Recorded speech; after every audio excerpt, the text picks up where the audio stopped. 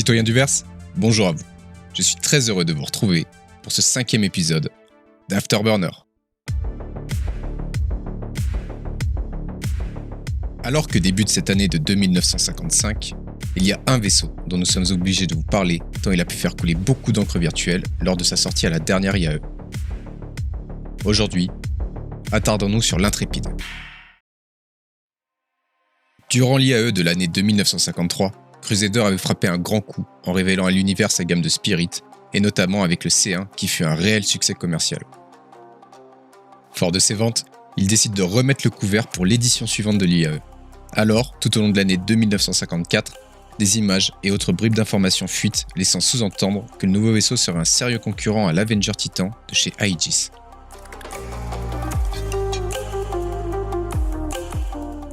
Et lorsque l'IAE 2954 a ouvert ses portes en fin d'année passée, l'Intrépide était bel et bien là, siégeant aux côtés de ses homologues dans le hall de Crusader. Mais malheureusement pour le constructeur, les premières impressions n'étaient pas vraiment à la hauteur de celles perçues lors de la sortie des Spirits. Et pour cause, le design. Du moins, le design extérieur de l'appareil. Avec lui, soit on adore, soit on déteste, soit on garde un goût amer. Dans les grandes lignes, on est sur du Crusader pur jus. Grande envergure, carlin glisse, vétole en bout d'aile et profil plat. Mais les acheteurs, certains s'amusent à dire que l'Intrépide est un étonnant mélange entre le cockpit et les ailes du C1, l'arrière du Mercury et l'armement asymétrique des Ares. Et c'est cet assortiment qui lui donne un côté très atypique, qui pourra peut-être plaire aux plus originaux, mais moins aux plus classiques d'entre nous.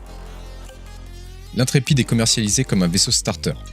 Entendez par là un vaisseau de démarrage permettant à tout jeune pilote de faire ses premières armes dans le verse. Et pour ce faire, Crusader a apporté un soin tout particulier à l'intérieur de leur dernier né. En vous plaçant sur le flanc gauche du vaisseau, vous trouverez un escalier escamotable, vous proposant une entrée facile d'accès et rapide. En empruntant la porte sur votre gauche une fois en haut de l'escalier, vous irez au poste de pilotage. Par contre, si vous empruntez le chemin de droite, vous irez en direction des quartiers d'habitation et de la zone cargo. Le poste de pilotage est particulièrement agréable, avec un tableau de bord simple et épuré et une verrière panoramique très appréciable.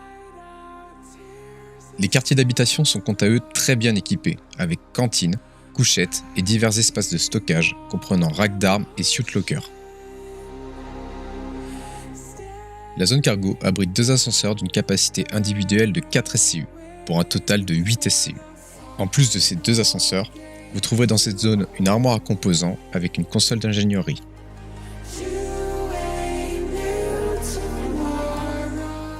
Pour les dimensions, on est sur un vaisseau plus grand qu'un Avenger, avec 20 mètres de largeur pour 23 de longueur et 6 de hauteur. Compte tenu de sa taille, on a été surpris de constater une vitesse max de 1225 mètres secondes et une vitesse SCM de 227 mètres secondes.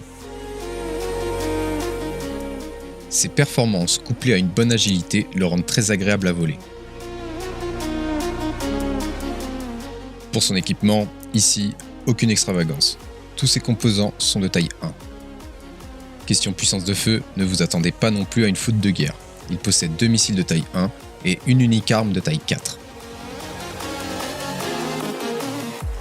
Pour autant, ça ne le rend pas inefficace. Entre de bonnes mains, il reste tout à fait capable de se défendre contre d'autres vaisseaux de sa catégorie. Quoi qu'il en soit, gardez en tête que l'Intrépide n'est pas destiné au combat.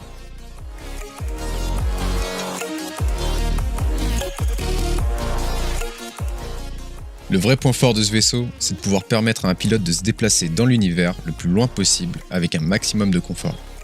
Preuve à l'appui avec son réservoir de Quantum qui frôle les 2 millions de litres. En 4.0, c'est une capacité très conséquente pour un starter.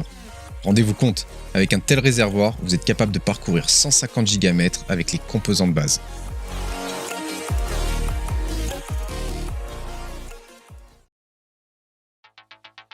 Si je dois donner mon avis, je dirais que l'Intrépide me laisse un goût amer. C'est un vaisseau que j'aime pour ses capacités et son feeling de vol.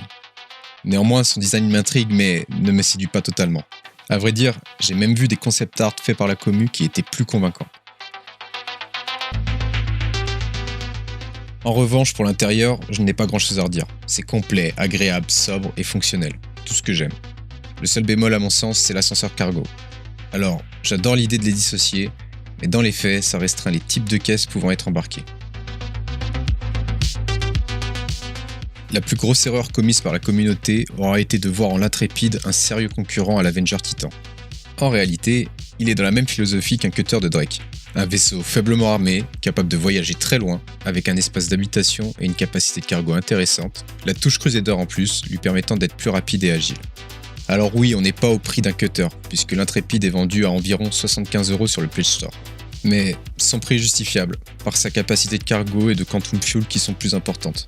Sans oublier que c'est le seul vaisseau starter à proposer des quartiers de vie offrant autant de commodités. Pour conclure, si vous êtes à la recherche d'un vaisseau aux courbes originales pour vous accompagner dans toutes vos aventures en proposant une solution complète d'habitation, c'est vers l'Intrépide que vous devriez vous tourner.